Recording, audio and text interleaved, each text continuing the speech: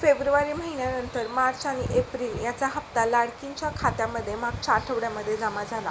हे हप्ता वितरण 12 तारखेपासून तर 16 तारखेपर्यंत सलग चालू होतं. त्यानंतर रविवार आला आणि बऱ्याचशा ज्या आपल्या लाडक्या बहिणी आहेत तर त्यांना पैसे त्यांच्या खात्यावर आले नाहीत आणि त्यामुळे असं वाटलं की रविवार आहे, आता सोमवारी पैसे येतील.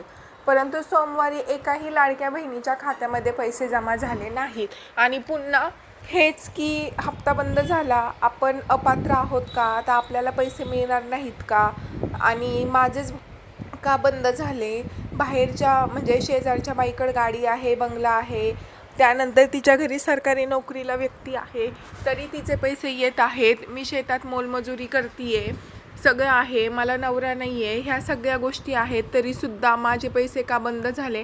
असे अनेक प्रश्न सर्व स्तरातील बायकांमधनं ह्या हप्ता वितरणानंतर आले.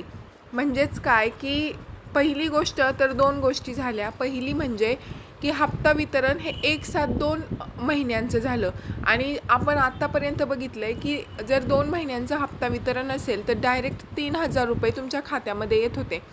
परंतु ह्या वेळेस काय झालं की पहिला हप्ता अगोदर आला, 1-2-3 तासाच्या अंतराने दुसरा आला, किंवा आज जर समजा पहिला हप्ता 1,500 रुपये क्रेडिट झाले तर 1 दिवसानंतर म्हणजे दुसऱ्या दिवशी दुसरे 1,500 रुपये क्रेडिट झाले. त्यामुळे खूप जास्त गोंधळ उडाला. DBT माध्यमातून हे पैसे अकाउंटवर आलेले आहे आणि बऱ्याचशा अशा महिला आहेत की ज्यांना पैसे आले नाहीत. आता दुसरी गोष्ट अशी झाली की महिलांच्या मनामध्ये संभ्रम असा आहे की आम्ही SC कास्टमध्ये आहोत, कारण खूप साऱ्या कमेंट्स आहेत अशा की फक्त SC कास्टवाल्या महिलांचेच पैसे बंद केलेत. तर असं काहीच नाही आहे. जातीनिहाय पैसे दिलेत आणि जे SC कास्टमध्ये येतात त्यांना पैसे नाही दिले असं कुठलंच म्हणजे ह्या गोष्टीमध्ये अजिबातसुद्धा सत्य नाही आहे. OBC कास्टवाल्या महिलांचे सुद्धा काही पैसे आलेले नाही आहेत, ओपन कास्टवाल्या महिलांचे पण काही पैसे आलेले नाही आहेत, SC कास्टवाल्या काही महिलांचे आलेले आहेत, काहींचे नाही. म्हणजे हे जे पैसे आलेत आणि नाही आलेत याच्यामध्ये ॲक्च्युली कुठलाच हे नाही आहे, म्हणजे गट नाही आहे की ह्या महिलांचे आले त्या महिलांचे नाही आले. आपण जर व्यवस्थितरित्या बघितलं तर आपण जितका अभ्यास करायला जाऊ तितका गोंधळ ह्या योजनेचा ह्या वेळेस झालेला दिसतोय. निकषांच्या आधारे पैसे आलेत असं म्हणावं तर तोही प्रश्न म्हणजे तिथंही ही योजना फेलच आहे. जे निकषांमध्ये बसत आहेत तशाच महिलांना पैसे आलेले नाहीत आणि जे निकषात बसत नाहीत, ज्यांनी बोगस असंच आपलं फॉर्म भरायचं आहे म्हणून भरला आहे, त्यांच्या घरी ऊत आला आहे किंवा सगळं नीट आहे, 2 वेळचं घेऊन खाऊ शकतात, अशा महिलांना मात्र पहिले पैसे आलेले आहेत. दुसरी गोष्ट, जातीनिहाय महिलांचा प्रश्न आहे तर तो पण मी सांगितल्याप्रमाणे त्या पद्धतीनेही काही नाही आहे.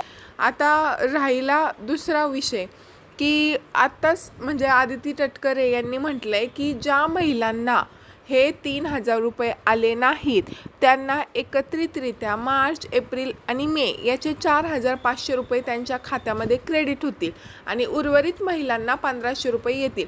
आता काही महिलांचं हे कन्फ्युजन आहे की हप्ता आलाय तर कुठल्या महिन्याचा, तर हा हप्ता जो आहे तो मार्च आणि एप्रिल महिन्याचा आलेला आहे आणि मे महिन्याचा हप्ता हा सर्वच महिलांचा राहिलेला आहे. मे महिन्याचा हप्ताचं जे वितरण आहे ते अजूनपर्यंत झालेलं नाही आहे. तर तुमच्या मनात जे प्रश्न होते, आता ज्या महिलांना असं वाटतं की मला पैसे आले नाहीत म्हणजे मी बाद झाली आहे का याच्यातनं, तर असं काही नाही आहे. ज्या महिलांना पैसे आलेले नाहीत पहिली गोष्ट तर त्यांनी अगोदर तुमचे जे महिला ऑफिसेस असतात, महिला आयोग, जिल्हास्तरीय महिला आयोग ऑफिस, तिथं जा. पहिली KYC आणि DBT ह्या 2 गोष्टी व्यवस्थित आहेत का ते पहा. त्या दोन्ही गोष्टी जर तुमच्या व्यवस्थित असतील आणि तुम्ही खरंच निकषांमध्ये बसत असतील तर तुमचे जे पैसे आहेत ना ते पुढचा हप्ता वितरण ज्यावेळेस होईल त्यावेळेस एकत्ररित्या 4,500 रुपये येतील. आणि किंवा जर आता ही खूपच आरडाओरड ह्या वेळेसची जी झालेली आहे हप्ता वितरणामध्ये, तर ज्या महिलांना नाही पैसे आले त्या महिलांचे पैसे कदाचित येण्याची शक्यता आहे. परंतु जास्त करून हे जे पैसे आहेत ते पुढच्या हप्ता वितरणाच्या वेळेसच तुम्हाला येतील. बाकी मग आणखी काही तुमच्या शंका असतील तर नक्कीच तुम्ही कमेंट खाली करा आणि त्या कमेंटवरती तुम्हाला उत्तर नक्कीच मिळेल.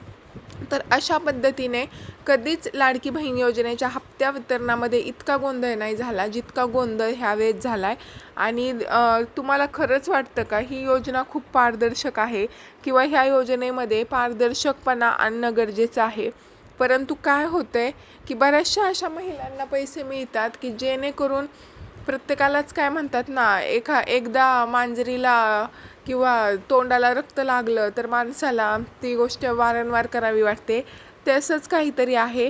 हे जे पैसे दर महिन्याला खात्यामध्ये येतात तर ते पैसे अचानक बंद करावे वाटतील असं मला वाटत नाही कुठल्याच महिलेला.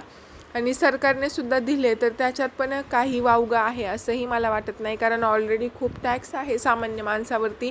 खूप काही गोष्टी आहेत. कमीत कमी महिलांनी, फक्त एकच महिलांना विनंती आहे, हे जे काही पैसे येत आहेत ते पैसे तुम्ही स्वतःवर खर्च करा, स्वतःतल्या स्किल इम्प्रूव्हमेंटसाठी खर्च करा. आणि बाकी सरकारला एकच विनंती आहे की ज्यांना खरंच खूप गरज आहे त्या महिलांच्या खात्यावर मात्र न चुकता दर महिन्याला पैसे हे आलेच पाहिजे. बऱ्याचशा महिलांना घराचं भाडं भरायचं असतं, मोलमजुरी करायची करून ते घरातलं उदरनिर्वाह करत असतात. त्यामुळे सरकारने पारदर्शकता जी आहे तीही या योजनेमध्ये आणण्याची फार गरज आहे. बाकी व्हिडिओ कसा वाटला नक्की सांगा. थँक्यू.